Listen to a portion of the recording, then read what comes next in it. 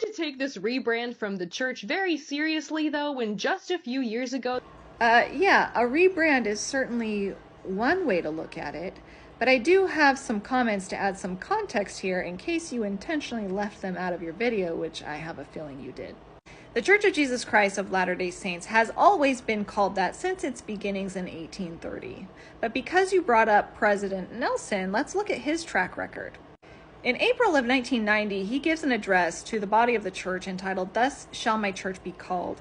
Within this address, he breaks down the full and proper name of the church and explains why each of those components are important and meaningful.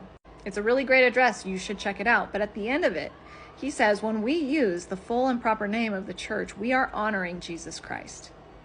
Because this isn't the Church of Mormon. This isn't the Church of Joseph Smith. This is the Church of Jesus Christ, and we should let people know that.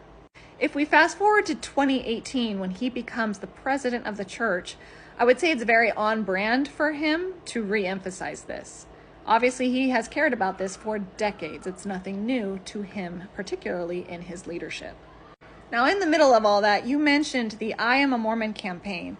A campaign is really just a blip in the timeline of the church, right? It's a temporary effort. It is a organized course of action with a very specific goal in mind. And I would say that the specific goal of the I Am a Mormon campaign was to dispel the stereotypes and misconceptions of Latter-day Saints. You and I both know that entertainment media is not favorable to Latter-day Saints and frequently distort our history and our people.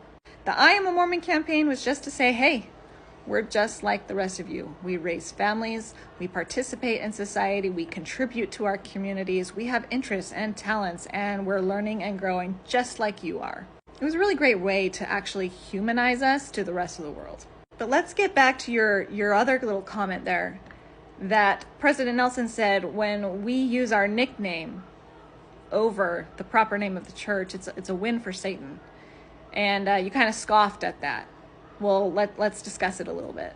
I don't think that President Nelson was wrong in his assessment because, like I said, people frequently misunderstand who we worship. They think we worship Mormon. Or because Mormon is tied to the Book of Mormon, they think we worship Joseph Smith. Sometimes Moroni gets thrown in there because of his trumpet that sits on the top of our temples. Furthermore, if we look at the broad term of Mormonism, that isn't just the mainstream LDS church. That also includes the break-off denominations from that. The denominations that believe in the Book of Mormon but deny the authority of the mainstream LDS church. And they're engaging in practices that we don't actually practice or endorse. I can't tell you how many times people think FLDS and LDS are the same group, and they're just not. And that can create a lot of confusion. And who is the author of confusion? Because you were a missionary, Alyssa, I know that you know the answer to that question. It's Satan. So even though the Church of Jesus Christ of Latter-day Saints is a mouthful, 11 syllables, as you've said, it also puts Jesus Christ out in front.